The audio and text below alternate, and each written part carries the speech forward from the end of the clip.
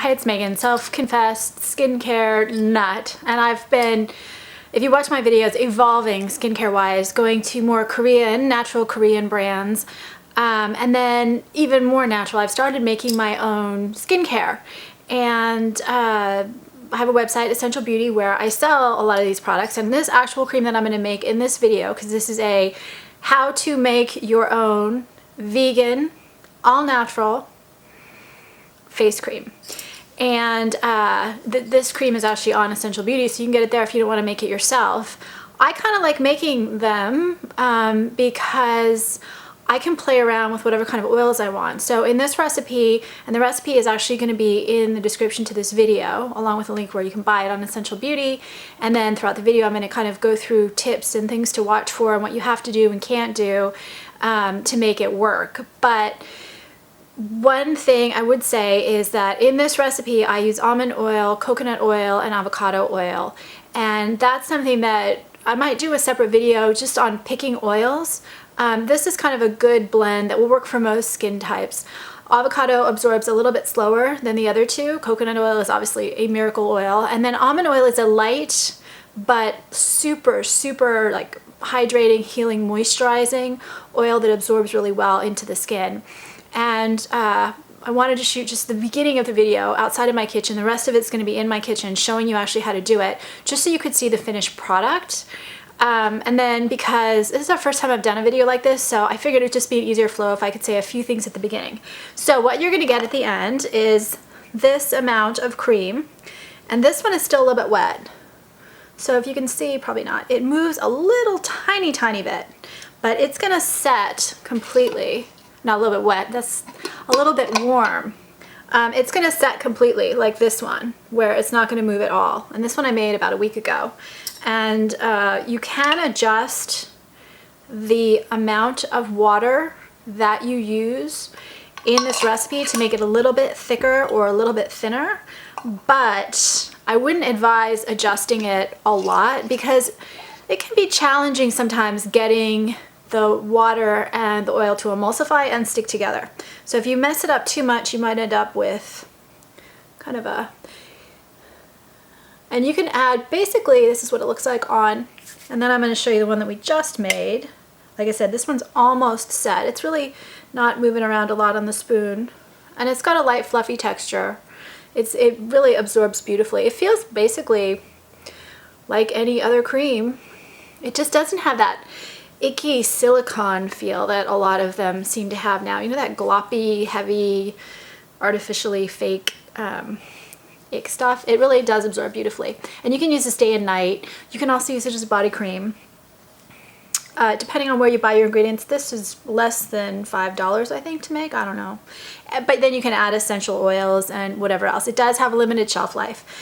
If you want it to last longer, I would keep it in the refrigerator.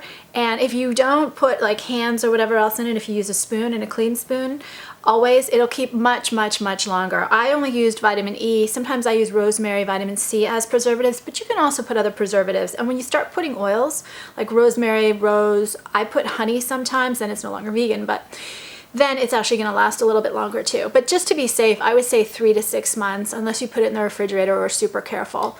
If you're really not super careful, I would say 3 months. But anyway, I love this cream, and I hope you love it too. So now let's start making the cream, and have me just be quiet.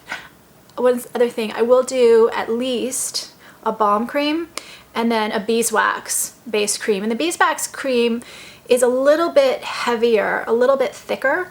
So some people might prefer that, but I wanted to do the vegan one first. Thanks. Hi, it's Megan. We are now at my stove, and I have pre-measured everything.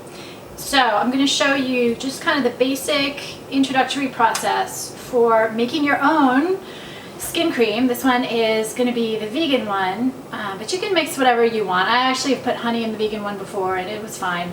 But right now, what we have on the stove so far, and I've never done one of these videos, so it's going to be a little bit choppy, but feedback is welcome as to how I can do better. In the back, I have a bottle, just a mason jar, boiling, and it's supposed to boil for 20 minutes, cool down, and then completely dried. And I mean completely. What's most likely to mess up this cream is the water. Anytime you have something that's oil-based, that is not likely to ferment, rot, mold, whatever. But anything that is water-based, once you start putting water into a lotion, that's what's going to cause the problem. So when I say the mason jar needs to be boiled for 20 minutes, then completely dried, then you can actually put your cream in it. Then I have on one side right there, and I'm going to try to stay out of this video right now just because, I don't know, I think it's going to clutter it up too much, but let me know if you think that's a mistake. Right there is an empty pot that is not steel. The one on the other side is steel, and that one we're going to boil the water in. When you are putting things like water and cooking them, everything has to be heated up. Putting them in like a steel, whatever, is fine. But when you're doing things like oils, you need to put them in something different, cast iron or anything like this is a non-stick. That's the best. Because otherwise they can react negatively to the pan. The one thing also that is absolutely key, or another thing that's absolutely key, is you have to keep everything dry and clean. So I'm always washing my hands. I have my hair pulled back. Everything here has been cleaned and dried. I actually pre-measured everything just to make it easier. Since this is the first video I've done like this, I wanted to make it as easy as possible. And I use paper towels to keep things dry as opposed to a cloth, which can basically start picking up stuff and not be as hygienic. So on the right, my right, we're gonna start heating up water. And so this recipe calls for 10 ounces of water. And I'm actually using bottled water. I'm not using water from the tap. And I'm going to put the ingredients list in the description of this video, so you don't have to write it down during, but we're going to start boiling the water. And everything's supposed to get hot, but not quite boiling.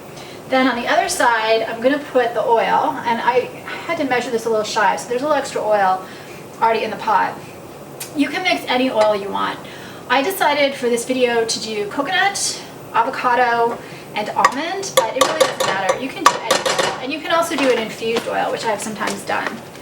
Now my hands are clean.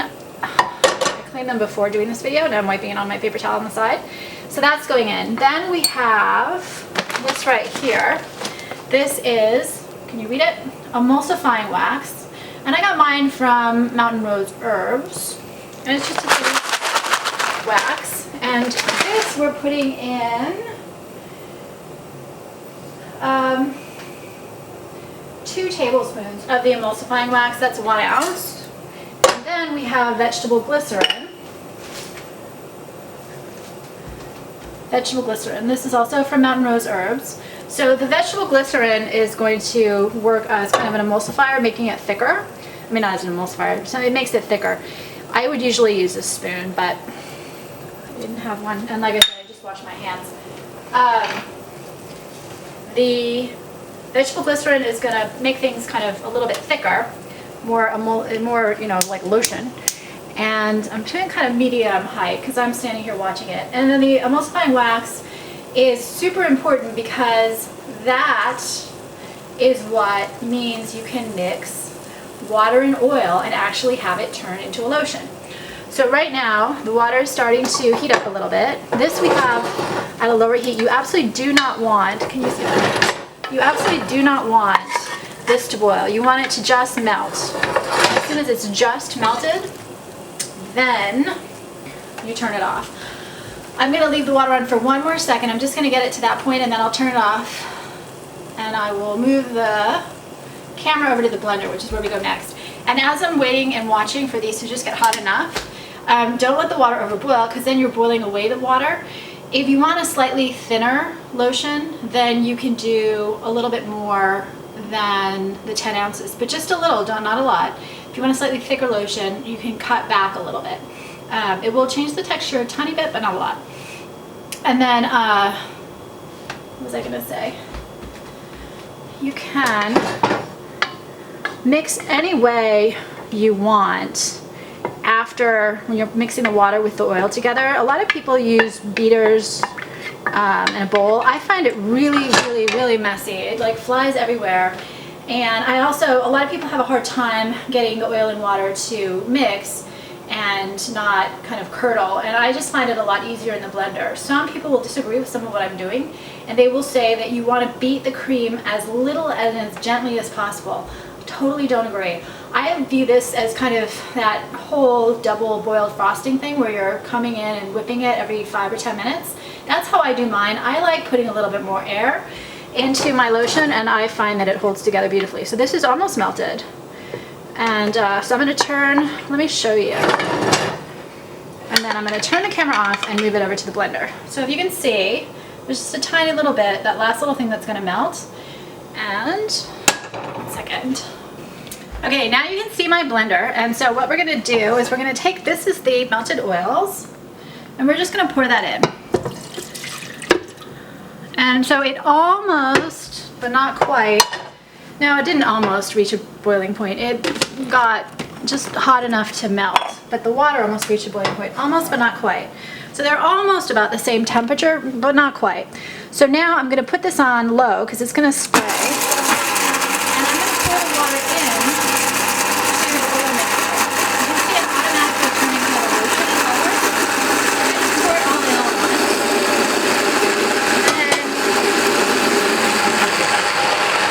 Let it blend.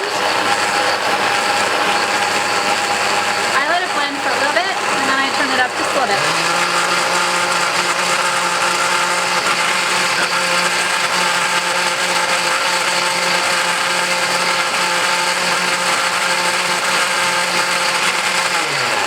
So that's a little bit noisy, but so I didn't want to talk too much during it because you wouldn't hear it. Right now, if you look at it, it barely shows up there. I mean, you can see a little bit of it sticking.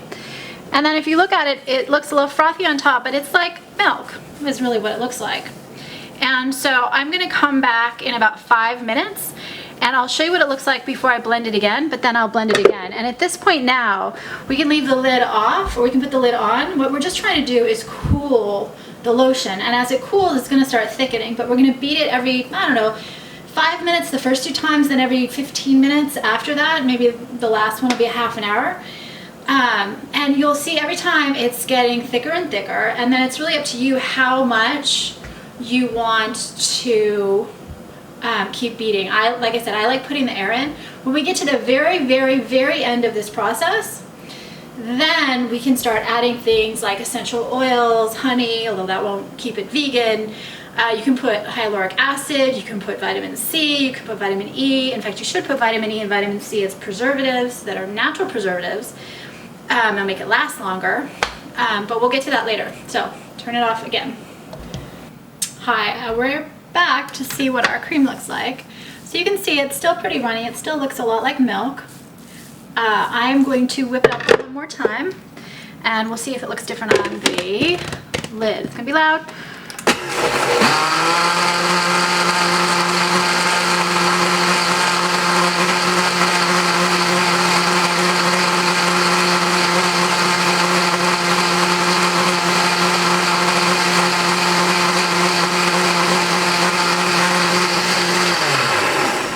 Now again, I like to put a little bit more air in my cream. A lot of other people will disagree and say that you shouldn't overbeat it. When I'm mixing it, I'm usually using mix puree, one of the two. This is a 5-speed blender, and when I first mix it in, I just use stir when I first mix the two together.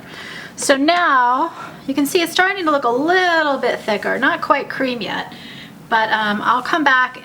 This time I waited 10 minutes. I'll come back in another 10, 15, 20 minutes, and I'll do it one more time. And pretty much by the next one, you can see it's starting to get a little thicker and lining the walls of the blender, but we'll see a much bigger difference next time. That's it for this blend. Okay, we're gonna look at it again. So this will be what, the 4th time we're gonna blend it. I wanted to make one comment. See, it's starting to get a little bit more like cream now. I wanted to make one more point, which is, at this point when I first started and I had to get a little bit of stuff out of a measuring cup, I used my finger, even though my finger was clean and dry, I still used my finger. Now at this point, I will not use my finger ever to touch the cream at all. And anything that touches my skin, if I use like a spoon to get some out to show you, I will wash the spoon and dry it before using it again, because even your skin has natural oils on it. I don't want those natural oils to touch the bigger mixture, because I don't want to contaminate it. So I'm going to beat it one more time, blend it one more time, and then all my spoons and everything else, they're actually sitting on a paper towel, which will get thrown away at the end.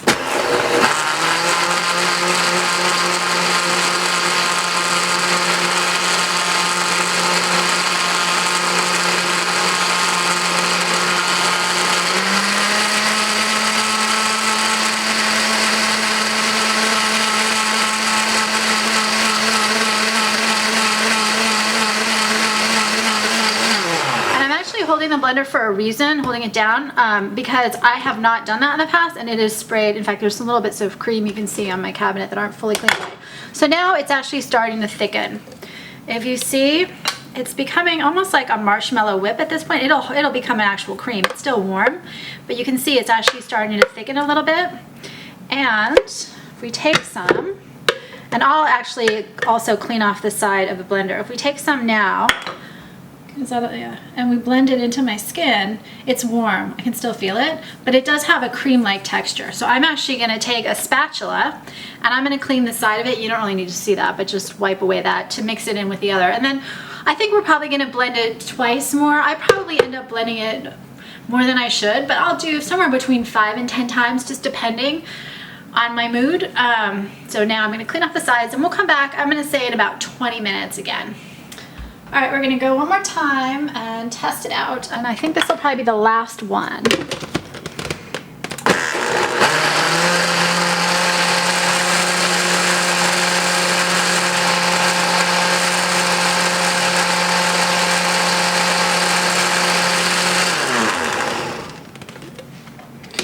Okay, so if you see, now we have a moderately thick, very creamy, textured cream, and I'm probably at this point, yeah, let me test it, just drop a little. At this point I'm probably going to pour it into the container. Yeah, I'm going to pour it into the container. Maybe I'll come down and do one more in a couple minutes, one more blend, but then I'm just going to pour it into the container and let it cool down completely, because it isn't completely cool yet. So it doesn't need to be, in my opinion, beaten until the very last little bit of warmth is out of it. What you want to do is just get that really nice texture going, and then, like I said, I'll probably come back down in one more time, do one more in 10 minutes, 20 minutes, and then I'm going to pour it in the container before it gets too set, because it'll get to the point where it's really hard to get out of the blender, and I want it in the container before that. And then I'm going to let it cool completely, and I'll shoot the introductory video to this explaining that this is the video, and then I'll show the finished product. But it's at this stage now I'm actually going to do it, and this is where I can be. You're going to put about a teaspoon of vitamin E oil, and this is really great for your skin, but it's also a natural preservative. I also like to put vitamin C and rosemary at this stage as well, to put that natural preservative. My hand's waving. See, this is the first one I've done like this, to help preserve it. But then you can also put in oils at this point, essential oils, and you can put in all that other stuff that we talked about before, any kind of skincare additive that you think will make the cream better. If you want to put a lot of those in, you should have used a little bit less water at the beginning and made the cream just a little bit thicker, because adding that liquid stuff at the very end, adding too much, will create a much more liquid version of this cream. So anyway, that's it for shooting the video. If you have comments, suggestions, or questions, just ask on the video, and I will shoot an introductory video explaining this process, put the ingredients in the description to this video, and then I will do a couple other of these. Definitely a beeswax based cream, which is going to be a little bit heavier, a little bit thicker, a little bit better for if you want that heavier texture of the cream, and then also a balm. So that's the end of this. Enjoy your cream. And please subscribe on YouTube.